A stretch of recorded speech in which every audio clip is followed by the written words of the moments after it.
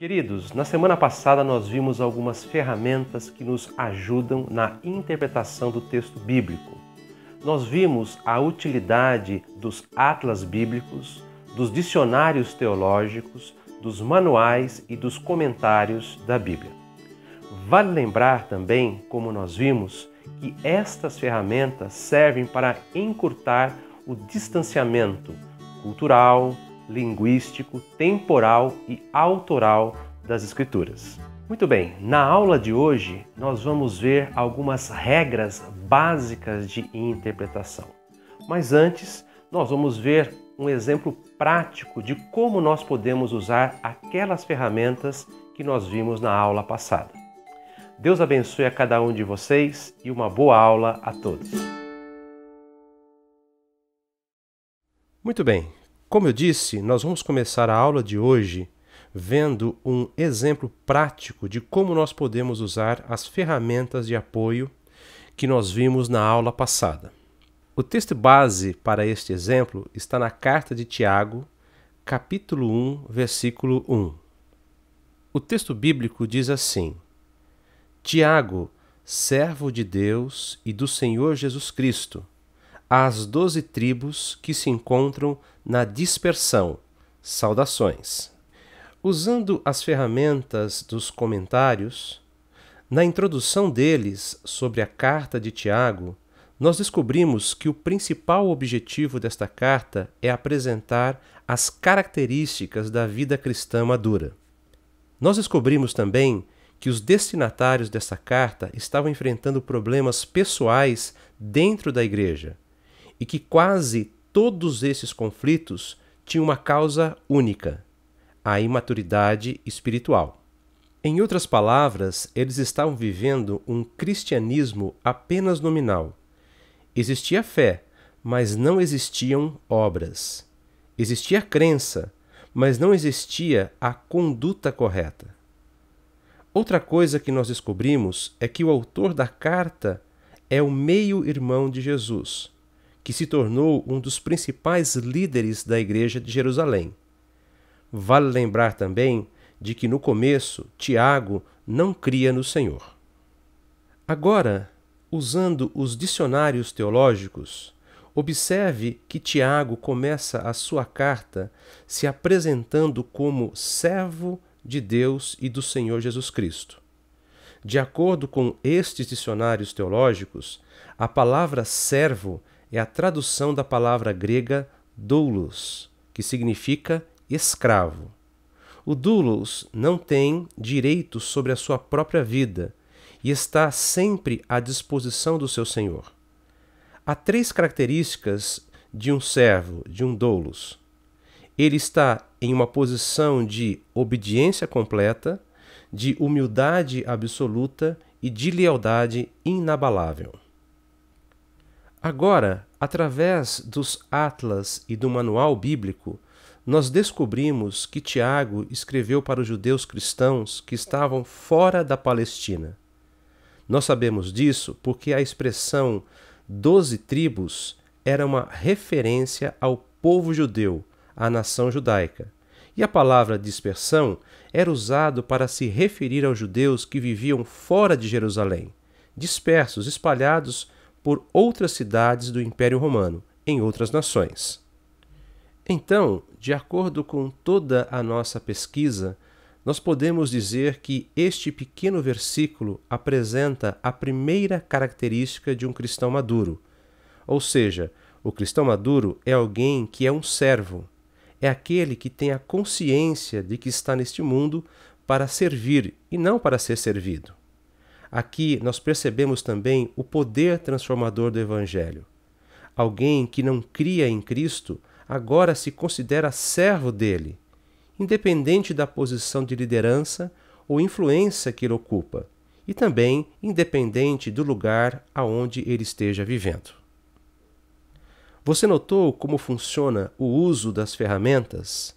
Elas são indispensáveis e essenciais para que possamos fazer uma boa interpretação do texto bíblico. Muito bem, além das ferramentas de apoio, existem também algumas regras básicas de interpretação. Regras estas que nos ajudam a descobrir o sentido do texto bíblico. Vamos ver cada uma delas. A primeira regra é descobrir qual é o gênero literário da passagem bíblica. Gênero nada mais é do que o tipo, o estilo ou a classificação de alguma coisa. Por exemplo, os gêneros musicais. São eles sertanejo, clássico, rock, rap, pop, gospel e assim por diante. Outro exemplo são os gêneros cinematográficos. Por exemplo, a ação, drama, policial, aventura, comédia, ficção, infantil e assim por diante.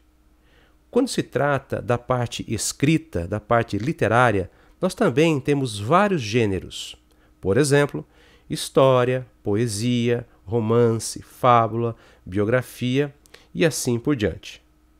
O segredo para interpretarmos corretamente um texto bíblico é descobrirmos primeiro o gênero literário dele.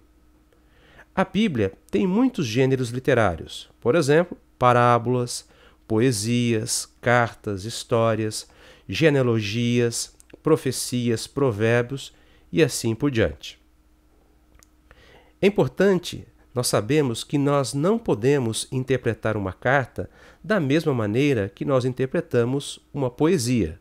Por quê? Porque uma é literal e a outra tem sentido figurado.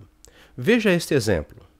Na carta de Paulo aos Romanos, capítulo 5, versículo 8, diz assim: Mas Deus prova o seu próprio amor para conosco pelo fato de ter Cristo morrido por nós, sendo nós ainda pecadores.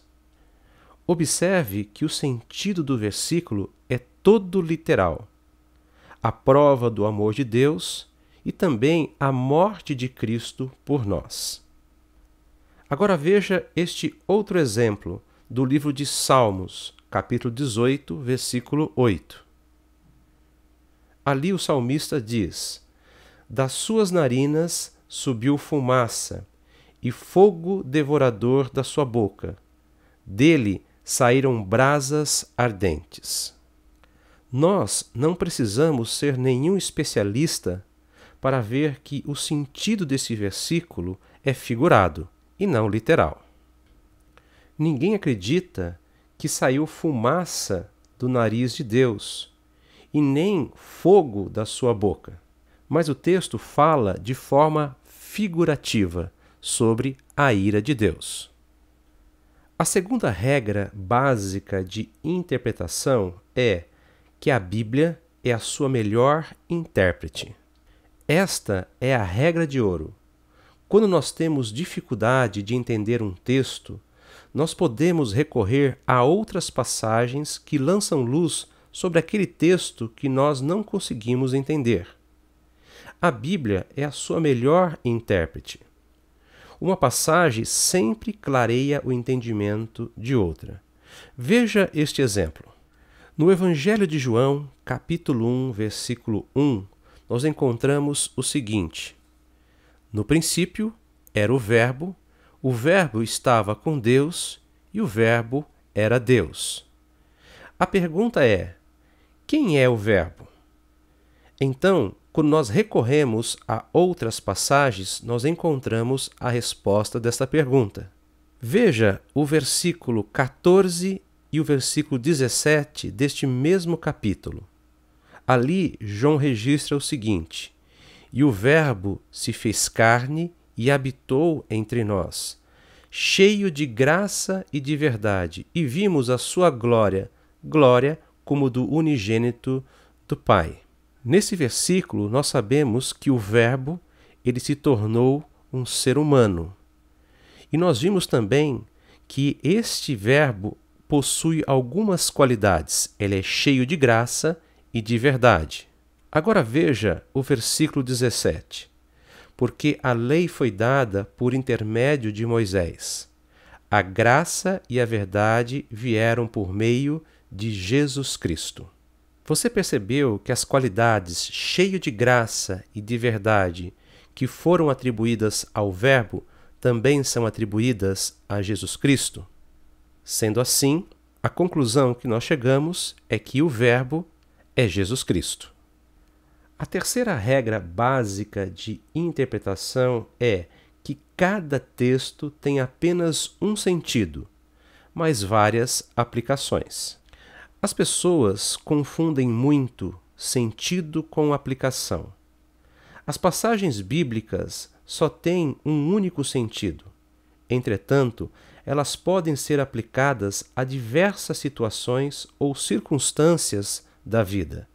Por exemplo, o Salmo 23:1 diz: "O Senhor é o meu pastor e nada me faltará." O sentido desta passagem é um só: Deus cuida de mim como um pastor cuida das suas ovelhas. Este é o único sentido desse texto. Entretanto, se nós lermos ele quando estivermos doentes, é uma aplicação. Se nós o lermos quando estivermos passando por problemas financeiros, é outra aplicação. O sentido é o mesmo, mas as aplicações podem ser muitas. A quarta regra básica de interpretação é a seguinte: o texto quer dizer o que o seu autor quis dizer. Quando nós lemos um texto bíblico, nós devemos perguntar: qual é a intenção do autor ao escrever esta passagem? Ele quis dizer o quê? É importante nós entendermos que a Bíblia não contém mensagens ocultas que precisam ser desvendadas.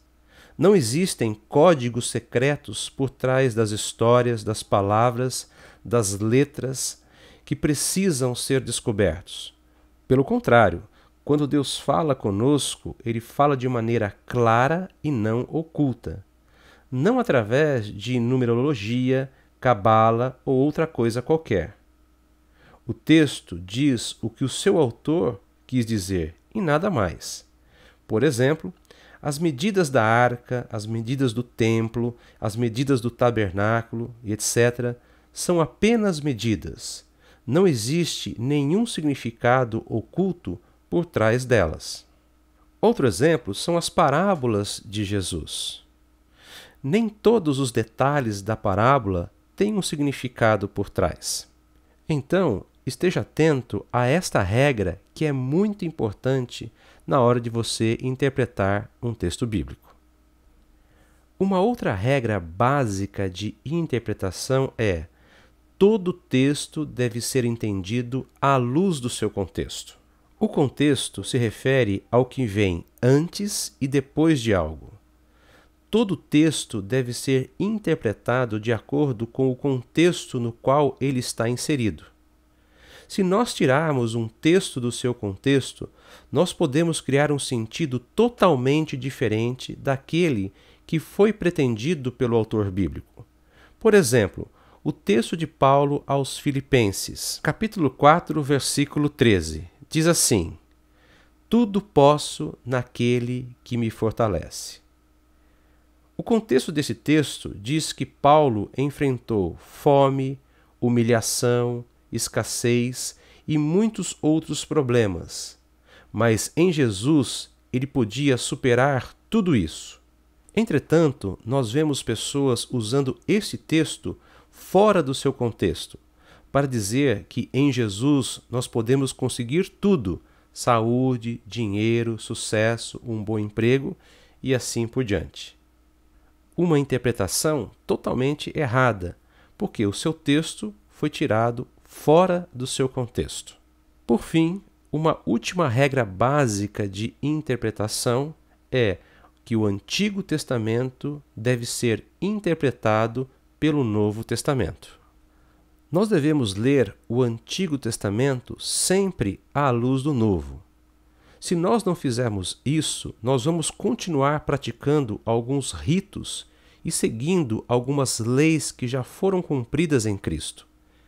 Por exemplo, os sacrifícios de animais para pagar pecados e sermos aceitos por Deus, a circuncisão como sinal de pertencermos ao povo da aliança, a guarda do sábado e não do domingo como dia de descanso, e assim por diante. Não é exagero reforçar que estas regras são essenciais para fazermos uma boa interpretação do texto bíblico. Por isso, esteja atento a todas elas. Veja agora algumas sugestões de livros que nos auxiliam na interpretação. O primeiro livro é Entendes o que lês? Dos autores Gordon Fee e Douglas Stuart. Outro livro é Lendo a Bíblia com o Coração e a Mente, do autor Tremper Longman III. Um outro livro ainda é O Convite à Interpretação Bíblica, dos autores Andreas Kostenberger e Richard Peterson. E por fim, o livro Princípios da Interpretação Bíblica, do autor Louis Berkhof.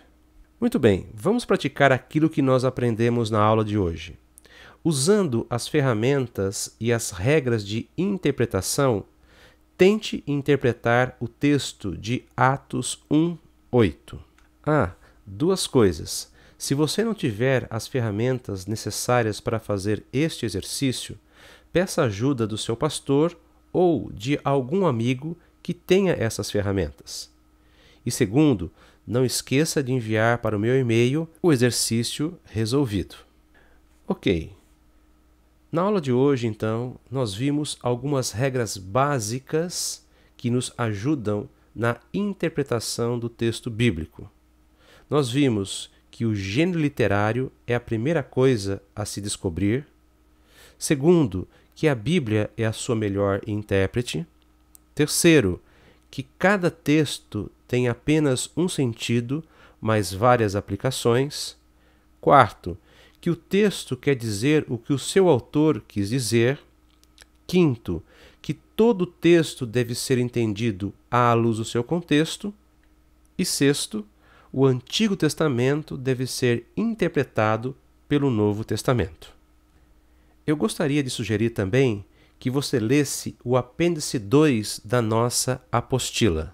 Lá você vai ver os pressupostos para a interpretação bíblica. Deus abençoe a cada um de vocês e até a próxima aula.